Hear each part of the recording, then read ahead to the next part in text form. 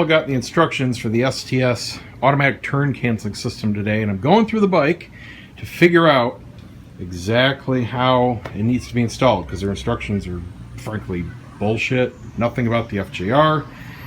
And I finally figured out, got delivery. Hang on. Okay, like I was saying, figuring out exactly how this thing needs to be installed. It's a two-part install.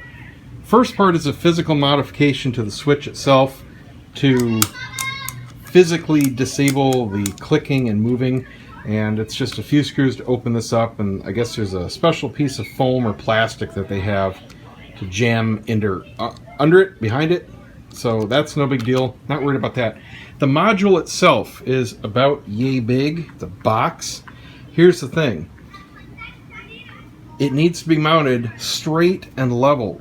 They've got it designed so they want it basically against the frame of the bike, taped or velcroed so it's pointing straight and up level, and it's got to go close to where you tie in. Well, their instructions are for another bike, and the tie-in point is right down here, so you just pop off a panel, make your connections, and tape it in place. Well, the FJR connection, this is what you have to take off to get to it.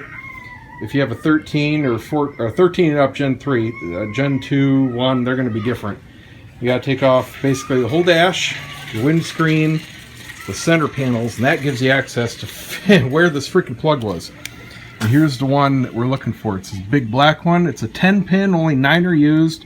The 3 pins that are the turn signals, you've got these, there's a white and brown and a white and yellow. Those are the actual turn signal leads, and then the opposite corner is a blue with a red stripe. That's your ground for the turn signal. So those 3 need to be spliced in, plus a master switched power and ground. And they suggest using the low beam headlight. I haven't looked up which one it is, but there's going to be a wire right in here.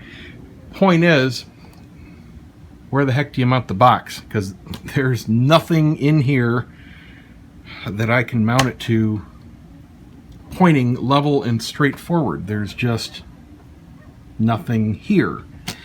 So maybe the wires that come with the unit are going to be long enough so I can remotely mount that box back somewhere, maybe near the battery or back along the side. If not, I guess I could custom splice in the wires for the unit. I don't know. We haven't gotten the units. It's going to be at least a month or so before they get here, at least according to the last update. So I won't know exactly what it's configured at. But for anybody considering it with an FJR, this is the majority of the work to get to the spot, what the panels have to come off and everything. It's not that big of a deal. It took me a long time because I took the bike half apart. This was half back together. I was figuring out exactly where this coupling was and what you had to do to get to it so I could figure out if I wanted to still do it or not. At this point, yeah, I'm still going to do it, because in the end, this panel disassembly is really only about 10 minutes, so not a big deal. But I hope they have really long leads that come with that unit, because that would be the simplest thing. I can use the connectors they give you. I won't have to do any soldering or custom lengthening of the wires, and that'll be that. So now I got to put it back together because I've got to run this out in the morning to another event. See ya.